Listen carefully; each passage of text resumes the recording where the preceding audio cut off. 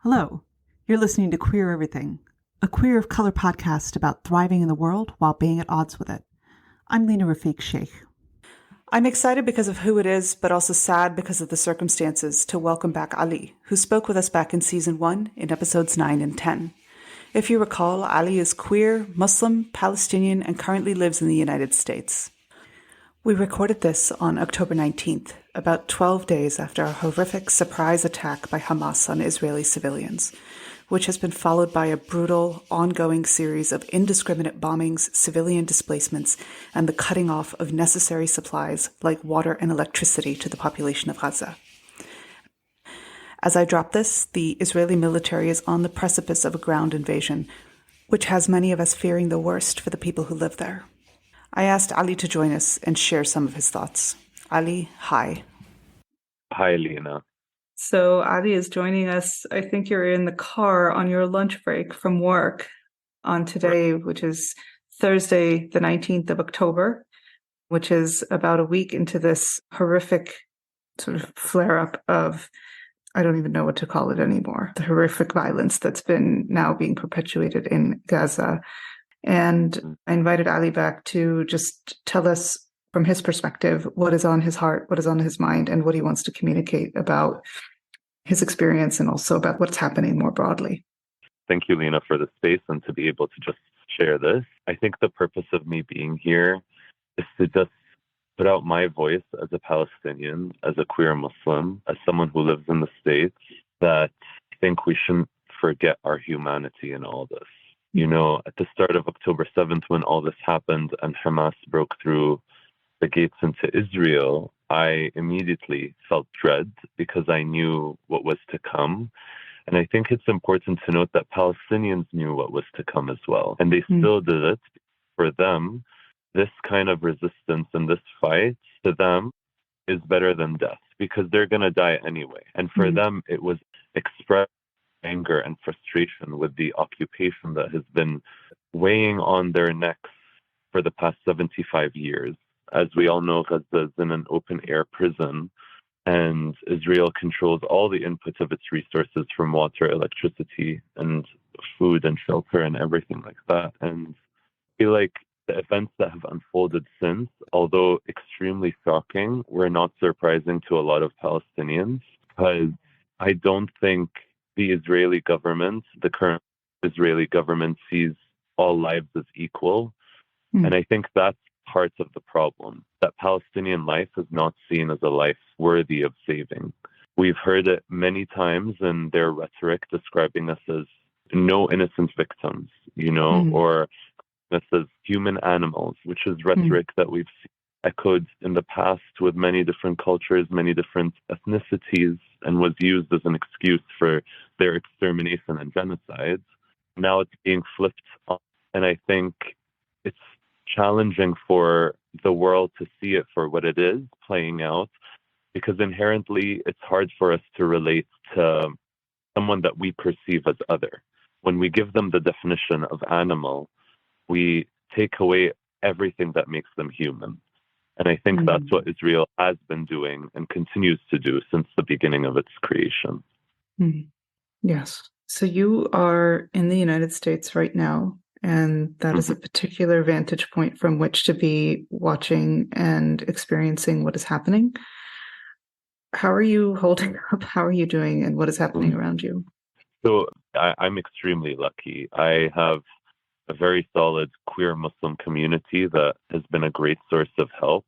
Queer Arab community that has been a great source of relatability, where I've reached out to people who are just like me, Palestinians in the States, and kind of deep, because it's also traumatized, watch all this unfold. But even in our own homes, in our backyards, we see the ramifications of all this rhetoric that's being peddled by Western media. Just recently, a friend of mine and I went to a rally in Harvard Yards. We experienced what the Harvard students have been experiencing, which is pressure from their institution to kind of give up this fight for Palestinian rights. There has been doxing of students where their information and their faces were plastered on trucks and paraded around the Harvard schoolyards. There has been attempts from CEOs and people of power asking Harvard, or rather insisting that Harvard release the names of students that have signed petitions to end the siege on Gaza in order to not hire them. So it's definitely this external attempt at intimidation that's being used. It's a white supremacist tactic to keep you silent, to prevent you from talking about this, to scare you into submission, which is what all facets do. So I think that we're seeing this even now. Even in my own institution, obviously, without saying names or where I work or what have you, we received a letter when all this started around October 9 that detailed atrocities that Hamas was committing and blatantly stating that our institution stands with Israel. And not once in this letter was Palestine even mentioned, or even any Palestinian. So just in that erasure, it kind of silences Palestinians from even trying to share their story and their experience, because they're already told that they're other and that it negates their truth. And I think that's where the harm comes. Just like with 9/11, when all that Islamophobia was being promoted, and it's happening again, where Palestinian and Arab voices are being silenced and seen as anti-Semitic for just explaining or sharing their side of the story.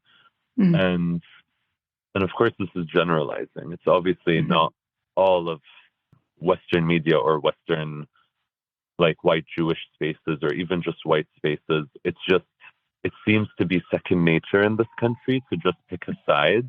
And yeah, it's just eye-opening when you see that all the imagery that's being sent out from Gaza is being ignored, and that the truth instead is being perceived to be what the government is telling them. And I just think that has happened many times before, and at least people on the ground are fed up. A lot of the people that I associate myself with are fed up. So part of me hopes for a different time where we're able to make a change. But we've seen, many attempts getting the government to call for a ceasefire to no avail. So I guess I'm not sure what the future of this holds and what's going to happen next. And I'm just holding my breath, waiting to see. But at least within our communities, there's a very strong solidarity that has always been there. Yeah.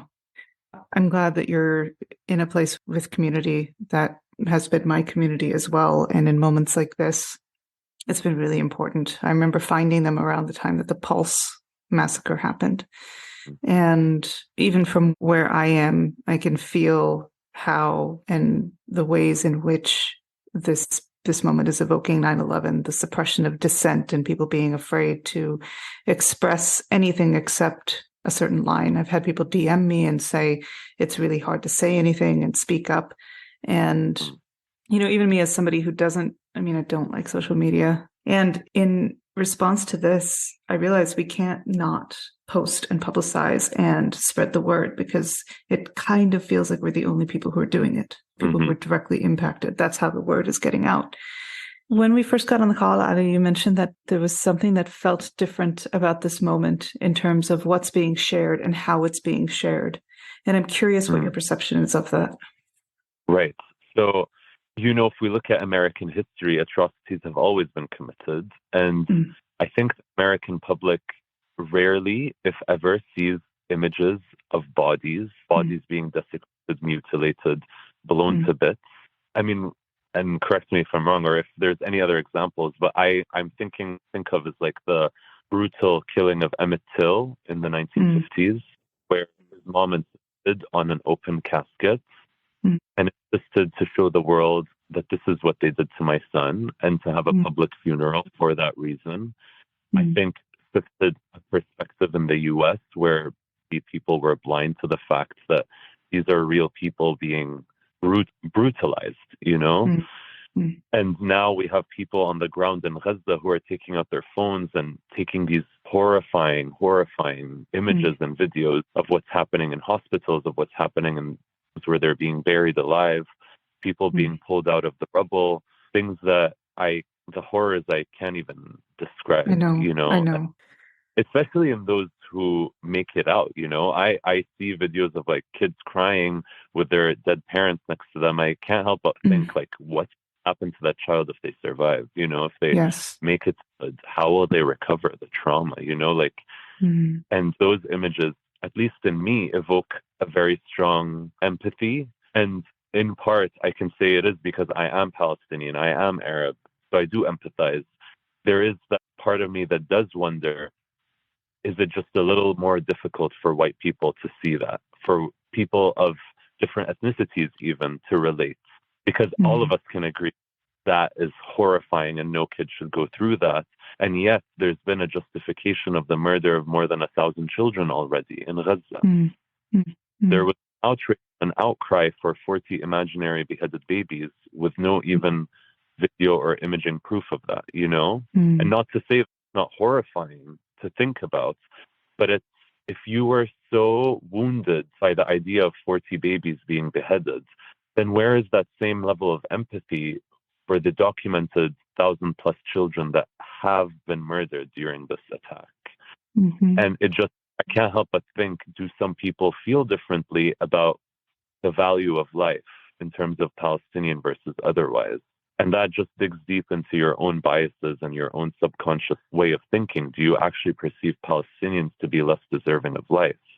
Do you actually see them as not innocent by virtue of being Palestinian? Which is a lot of what the rhetoric from the Zionist regime is churning out. All it takes is to look at these images, to see the fear in the people's eyes, to see the trauma.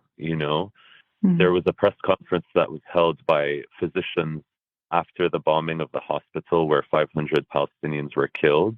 And in it, one of the doctors, a plastic surgeon, gave a speech, and you can see in his eyes the trauma, of having seen what he saw and knowing that he needed to still speak. This person was here saving lives, and he needed the world to see. He conducted that press conference amidst a sea of dead bodies. And that was very purposeful, because intention was to show the world the hellscape that they experience on a day-to-day basis. And still, sometimes that is not enough. Still, people hold their tongue from condemning Israel, which to me is astonishing.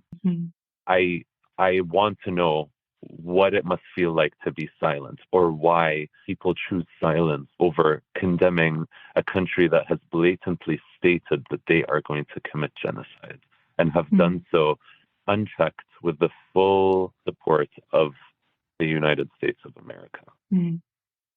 I think a lot of people are sitting with varying degrees of shock. My response to what has been happening the past few days has been deep disappointment and also not surprise. And I have to say the bar was low in terms of what I expected from the US. And wow, it is really, really fucking low. Yeah. I mean, we all know this, but the US was the only country in the Security Council to veto a bill for a ceasefire just to bring aid into Gaza. And again, that's not surprising, but I guess I shouldn't expect better. I mean, we all knew who Biden was. He's mentioned many times that he's a Zionist, and whether or not he's a Jewish person, he thinks that the best investment the U.S. has ever done was helping create the Israeli state and funding it year after year, giving them billions of dollars. So I understand that there's maybe more at play here that we don't know about, like maybe some kind of, not be like my dad, but some conspiracy of someone pulling the strings and wanting things to play out the way that they are. But I can't help but think there has to be something going on, because how do you switch off your moral compass? How do you okay the carpet bombing of civilians? And whether or not Hamas is entrenched within civilian lives in Gaza, that does not give you an excuse to then punish innocent lives. I mean, part of international law is that collective punishment is against it and is a war crime. That's documented. Time and time again, Israel keeps describing collective punishment and saying, we're going to keep bombing Palestine or Gaza until Hamas turn themselves over, until they release the hostages. That's illegal. That is illegal. Whether or not they will admit it, the international stage has said that many times, and still the U.S. will never condemn them. And we've heard during the invasion of Ukraine by Russia, the UN took a hard stance at saying that cutting off water, electricity, and resources to a nation is a war crime. And now that it's happening to Gaza, crickets. Yeah. And again, it's the picking and choosing of what lives matter that I think is the issue. I'm not here to tell you, oh, Israel is bad, Palestine's good, or vice versa. You know, all life lost is life lost, and all life is precious. Or in the Israeli lives that were killed during the October 7th attack, but there is no symmetry. You know, when you compare the Palestinian casualties over the years, there's some great graphics actually that I've seen, I think, on New York Times maybe, where they show the deaths of Palestinians versus Israelis year by year, and always it's out of proportion. And I'm left wondering, you know, what is the amount of life that's going to be needed for this to end this time? You know, there's always a point where they're like, okay, this is enough. We're satisfied. It's like, but that's never a solution. It has never led to peace, has never led to justice. Palestinians just end up getting more frustrated with the system that they're forced to live in. And the cycle continues. So it's for us to watch again. So I tend to, and this is my way, I have tended to, since 9/11, just avoid discussions that involve me defending my humanity, the humanity of people like me, right? Whether that's because when we're discussing at that level, that's not a kind of discussion I can engage in. I can talk about facts, I can talk about analysis. And if we're talking about basic humanity, that's not work that I can do in a serious conversation with somebody. It's not a conversation that happens in good faith. And that's been a protective way of being for me. How has it been for you, especially since I know you've been in the States for less time than I have? You're younger than I am. I was here just after 9/11 and seen this unfolding over the past 20 years. How has it been for you, and how has it changed right now? So I guess coming here, you know, I thought all my problems would be solved, especially my issues with sexual identity and whatnot. Tune in for the first podcast episode I was in. I think that with time, I'm learning that our biases do impact our relationship with the people we interact with, whether we like it or not. Like, I've made white friends who during these times are suspiciously silent, despite the fact, you know, you claim that you care and you see my posts, you see my fervor, you see my urgency. And it's not that I expect them to reach out. It's just the fact that you choose to ignore it. I even had someone who I know looks at my stories message me randomly being like, hey, do you want to go on a hike? And I was like, are you kidding, dude? My country's being bombed right now. Like, I don't have the mental space for this. And thanks for checking in. You know, like, it's crazy, the audacity, I guess, that they think that I'm posting this for fun, shits and giggles, but obviously it's impacting me. So I just think there's a disconnect sometimes. And it's disappointing to see when you realize that you're playing a character in their book and it's not that they see you as a person. So when that happens, I try to give myself time and spaces that I know I'm seen as a human, which are like queer Muslim spaces or just Muslim spaces or Arab spaces in general. And I then come back into the mode where I'm like, okay, even though obviously we're experiencing so much grief right now, it sucks that we have to still educate people. Sometimes I do feel like it's the least I can do because I am privileged in the fact that I'm here in the States and I'm not, by virtue of not being born in Gaza. So I do want to kind of invoke that humanity. And I personally, I don't know what led me to this point, but when I think that certain Zionists have this perception that Palestinians don't see them as people, when in reality, I see you. Like, I know you're real. I know you have a life. I know you have interests and hobbies outside of killing my people. It's just that you don't see me as someone who thinks other than hate, you know? And I don't know if that's a generational trauma response for them, But I sometimes try to bridge that gap discussion where I just kind of explain that, my own personal experiences with discrimination and injustice in Palestine and here. And sometimes they get it, sometimes they don't. And honestly, with time being here, I've learned to not need the validation of others, especially white people. So as soon as I feel like the vibe is off, I'm okay cutting you off completely. Even though, and that's a selfish thing to do, because instead of putting in the work and sometimes I have to look out for me, and I don't think it's plausible for me to try to convince you that I'm a person. So yeah, I try to surround myself with people that I just know support my cause and my people and aren't just talking the talk, they actually walk the walk. And that's how I've been dictating my friendships, honest litmus test. What is your stance on, and it's important that you do have a stance because it's your taxpayer dollars that are funding the genocide of my people.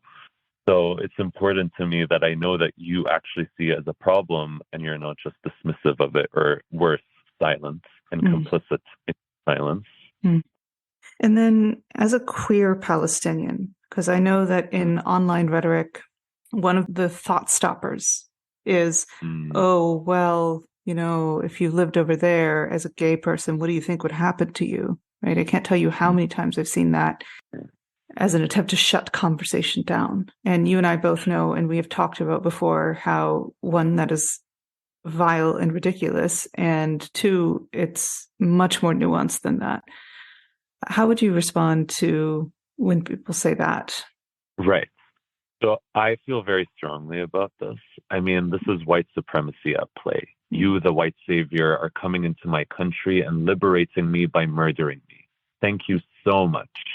It's like okay, so Israel is pro-gay. So then do their rockets seek non-gay targets? I'm confused because Gaza, there's every kind of person from child, man, woman, queer person, able-bodied, non-able-bodied, and you're telling me the robots decide who they're killing? No, they're murdering everyone. So thank you for your concern, but your country is indiscriminately killing people and taking away their human rights, and you're telling me that I should side with them because they have queer parties? I mean, it's absurd. It's obviously absurd, and it's white supremacist ideal of the white savior that you're here to come and educate me and bring me diplomacy and democracy and spread your knowledge on my people who aren't asking for it, and forcing it down our throats, and then acting like you're the victim when we don't want it. Just blows my mind. For a white person to speak for me and tell me that I don't want to be in Palestine, it's you don't know what I want, and Israeli queer spaces aren't exactly, what's the word? Non-discriminatory. You have to look a certain way. You have to be a certain way. You have to do even the nuances of what it means to be a gay person in Israel as an Arab person, for example. There's still very hard discrimination, racism, despite what some people might say. And I know that from people I've spoken to, both Palestinian and Israeli, who are in Israel, who experience this kind of, and it's just such a cop when someone claims that a country has everyone's best interest when it clearly doesn't. And I don't know how more to emphasize this other than say, well, how can I agree with you when Israel is committing a genocide? How I want you to explain to me why being openly queer is more important to you than genocide. Yeah, that's it. That's there's not much else about that. There's not much else to say. I think there's this false dichotomy, an increasingly false dichotomy, because I think a few years ago, that kind of argument was well, yeah, because there's so many more rights or, liberalism of a certain kind in the West. And all of that is falling apart and crumbling. It's not like LGBT rights, West is exactly a paragon of it right now. Right. I don't know. It's just mind-boggling. That's why I call it a thought stopper. It stops people from thinking. Right. And it's you need to think more than that, because I'm sorry, gay people, it's not just about queer rights. Patients now in Gaza who are on dialysis can't get dialysis. newborns that need to be in incubators can't. Like Mm-hmm. those dying, like those people, whether or not they're queer, not queer, whatever, they're never going to actually, it doesn't matter because they're being killed. Like, again, it's Mm-hmm. just surprising to me that people can overlook that and say, well, yeah, they're not white. I think It's a that's dehumanization tactic. Yeah, it's an othering tactic, and exactly as you say. Yeah. So, for people who are seeing what's happening and are horrified and maybe don't know how to proceed, what do you wish you were seeing? I wish I was seeing more voices speaking up.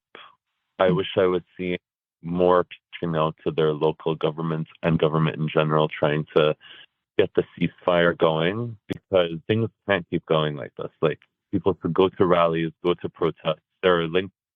Would you be able to provide them with that when this goes Yes, live? absolutely. Yes. Yeah. Just Send to me be, anything you want me to send. Yeah. yeah, to know where to go, what to do, what to say. There's no excuse really for silence, because you have very prominent people putting their necks out on the line for Palestine right now who have nothing to do with it. Like, just off the top of my head, like singers, even like Kalani, who's been more outspoken than most people I know, and I'm like very impressed and taken aback by the strong Black movements that have been very pro-Palestinian. And it makes sense why that would be, as Palestinians have always been pro, like, Black Lives Matter before it was quote unquote cool, And it's the same with the Palestinian struggle. It's, people need to understand that they don't want to be on the wrong side of, they don't want to be on the side of genocide, on the side of silence. And I just think that people should speak up more. People shouldn't be afraid, because the worst thing that's going to happen to us is that we get into arguments with our families or arguments with our friends, or maybe losing a job, which sounds scary and intimidating. But the thing is that people are dying, and everything comes secondary to that sole fact that human life is being lost and an ethnic cleansing is underway. And I think people need to just realize that they have to speak up before it's too late.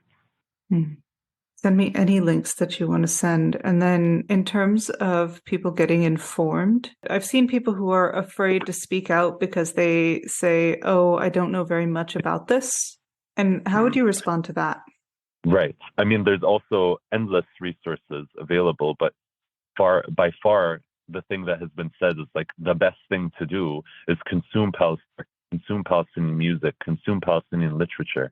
There are books out there by both Palestinian and Israeli authors or Jewish authors that do a very good job at explaining the situation. If you want to approach it from a historical lens, there's like nonfiction type of books, that document the history and the context of the region. And then there are books which I think are more important, the ones that touch on, what it's like to actually go through this kind of thing, like the journey of a family, or, watching a movie about the Palestine-Israeli issue.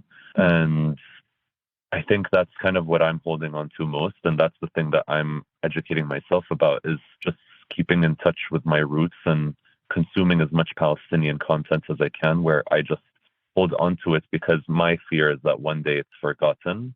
So I think if all of us participate in absorbing this Palestinian culture that is very extensive, I think we would learn a lot and maybe create that humanity that we're missing. Because at the end of the day, we can empathize with someone's emotions and with their pain. Why is it that we can watch a movie about, kids being drafted into a combat zone, Hunger Games, and we empathize with the characters there? And it's like we don't see the parallels with the dystopian society we currently live in, where there is an apartheid regime and it is subjecting a people lesser rights and lesser freedom, and we feel nothing about it, or at least people don't. So I think when you create that humanity, when you create an emotional link where you can feel each other's pain, feel each other's happiness, and understand that we're more than just our conflict or struggle, then that's when you realize that these people deserve freedom. I think that's what has to happen with Palestinian life as well. So in the organizational culture change model, the equity model that I teach, we have one of the forms of so-called modern oppression or implicit oppression, which is different from like what we used to call old-fashioned and now we call explicit, like racism, sexism, etc. One of the behaviors, one of the behavioral traps, we call it, it's called avoidance of contact, where if I'm part of a historically advantaged group, I will have to make an effort to connect with people across difference, right? It's not going to be readily presented to me. And I think that's very much what we see, especially in the United States, around people having contact with, as you say, cultural material and, movies and books and history from Palestinians, because it's just not readily available. Default, business as usual, you don't get that. And so I think I want to also lift up what you're saying as an encouragement to, if you don't want to perpetuate the oppression, if you don't want to be part of it, right? Part of disrupting it is engaging in actively seeking out those other perspectives and educating yourself and really putting in the effort to do that, because that's the only thing that is going to disrupt it. It's not going to present itself to you. Right. And the reason why I also emphasize this is because the Zionist movement has always been afraid of this cultural empathy. Like me just wearing a Palestinian necklace sometimes gets me hate from people on the streets coming up to me saying that's Israel. Because I have a necklace that is just the map of Palestine. It's just the map of the region. And it leads me to the point of the fact that this artifact that I have is so upsetting to you. The fact that me just showing my identity inversely harms yours, then that must mean that you just don't want me to be perceived as a human. You don't want my identity to be out there. And so that's how I think that's the biggest form of rebellion, where we have our identity shown loud and proud to people. And I think media does a very good job of that. And if that's how it makes its way into the popular zeitgeist, where people are consuming that content, then it becomes undeniable. And you can't suppress the Palestinian identity, which I think for a long time has been seen as a form of rebellion to simply be Palestinian. So in that, you see the discrimination and the racism and the erasure that has been attempted on Palestinians, and the shame and the silencing. And I think, like you said, it takes work and effort to break through part of the disruption. What you're bringing to mind is all of the efforts around the US right now to suppress cultural material from particular outgroups. So right now in the news is how Scholastic Books, which is the purveyor of books to children's book fairs around the country, has omitted from its main category any books that I guess come under the heading of diverse books. People can opt into those, as opposed to those being included with the standard shipments of books. And that's in response to just relentless pressure from small minority of people who have apparently been behind these book bans. And then obviously the Don't Say Gay stuff and everything that's happening in Florida and so many other states. So I think you're right. People are very afraid of any kind of representation because it does humanize people, and that doesn't serve certain interests. That directly opposes that. So. Right. And I believe, forgetting, yes, I just looked this up. Adania Shibili, a Palestinian author, wrote a novel about the foundational sexual violence at the moment of Israel's creation, had her Frankfurt Book Fair Award canceled during this time. I know that this canceling and erasure of Palestinian voices has been happening more in Western media and in the US particularly. And that's exactly what you're saying. There's a big effort to just suppress Palestinian voices, even as far as to go as, say, in Germany, where they're actively banning any kind of Palestinian identity. Waving the flag is seen as anti-Semitic and as being stopped. And it's just in that, it's fascist to kind of claim that one identity should no longer exist or be perpetuated. So I think the best rebellion is to just keep that up. And if you're Palestinian, be proud of being Palestinian. And if you're not, actively seek Palestinian sources and Palestinian voices. How are you taking care of yourself right now? Right now, good question. I had the chance recently, speaking of Palestinian media, I shared with a couple of friends some Palestinian folk music that really gets to me. And even before all of this, I listen to it sometimes when I'm homesick. And it's just the messaging behind it. One of the songs has to do with, one of the songs is a song that's sung for brides when they get married to people outside of their village. It's almost because when you marry outside of your village, you might never come back, or you might only come back on holidays. So it's almost like a song of death. Like, you're getting married and we're going to miss you, and like, we're so sad, which is, it's in itself tells you a lot about the culture, that there's a lot of loss. We're feeling like even in moments of happiness, there's loss. And then a secondary song, which is very similar, but way older. It used to be sung by Palestinian mothers when their sons were conscripted into the Ottoman Empire army. And it's a song of farewell.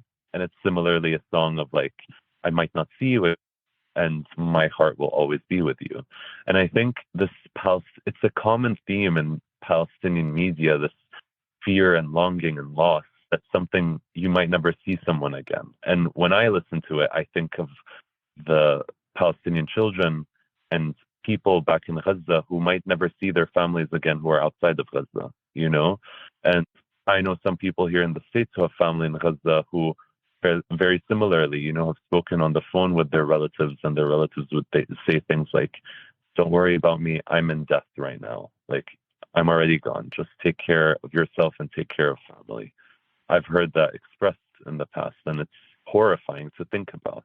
And yeah, so I guess in a way I've been, even though some might say that I'm putting myself through torture by listening to this music if it evokes this kind of response, but to me it's cathartic because I'm so in tune with who I am and what my culture is, that when I listen to those kinds of songs, I would say that's how I try to take care of myself while going to the gym, surrounding myself with friends, etc., etc. Ali, will you send me those songs? Will you send me links to them or the names? I even translated them into English for my friends, so I'll send. Wonderful, please, yeah.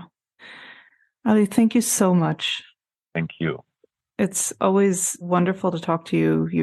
You know, talking to you, it feels like talking to my little brother. And I don't know, I've been thinking about you and, you know, the other Palestinian people I know and I'm close to, and you're very much in my heart. Thank you so much, Lena. And thank you for the space. I mean, all of this is just a horrible blip in history, but one that we will never forget. And what makes it easier to digest is the fact that there are people like you who are giving spaces for voices to just speak up and share their stories. So we appreciate you. Thank you. I've put the songs, lyrics, and resources that Ali mentioned, as well as ways to take action, in the show notes. Right now, being vocal about what is happening is more important than ever. Use your voice, and please know that speaking out matters. I personally hate conflict and go out of my way to avoid it, and the truth is that the consequences for most of the people listening to this who are not living under occupation are much less serious, perilous, and harmful than they are for the people who are in the crosshairs right now. Gazans are running out of food and water, and aid is being blocked from entering at the border. In this moment, when terrible things have happened and are happening, and more people are about to be killed, silence and bystanding are tantamount to endorsement. My question for you is, what are you going to do?